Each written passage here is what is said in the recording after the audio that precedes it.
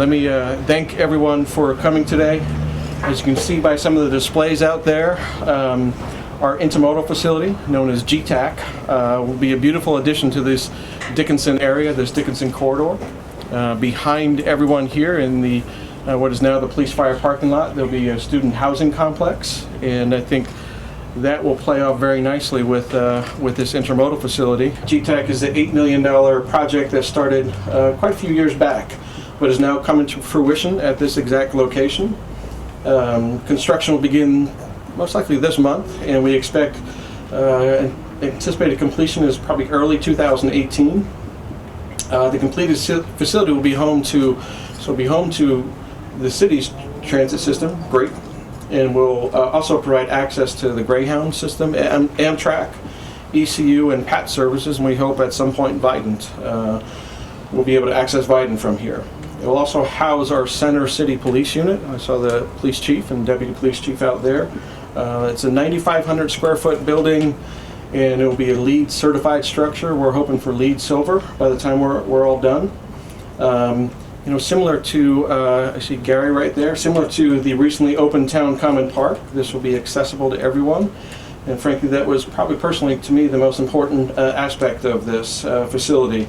ADA accessibility is a term we use quite a bit, and I think fortunately for us, most of us, we probably take it for granted unless we don't, and then we sort of experience the difficulty of some of those things. But we have kneeling buses, we have the access ramps, and we also have hearing loops, which is our first public building where hearing loops will be built into the lobby as well as our conference room. So anyone who is hard of hearing will be able to be in our facility, and they'll be able to hear. I'm with the Division of Services for the Deaf and Hard of Hearing.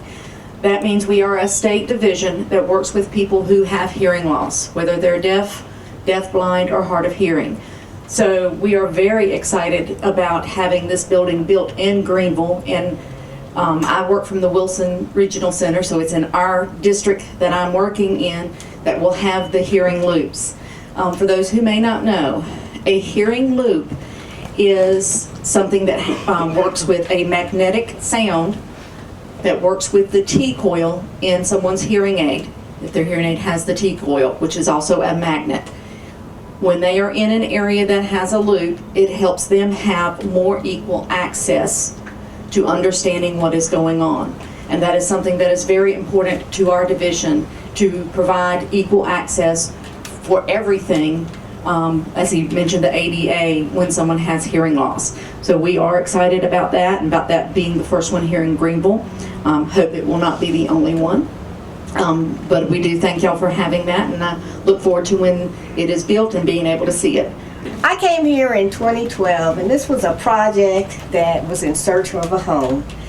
And I couldn't believe that we would have an earmark, a federal earmark for somewhere in the area of $8 to $10 million that was in search of a home. And so after looking at a number of locations throughout the community for a number of years, the project landed here in the Dickinson area. And I was elated.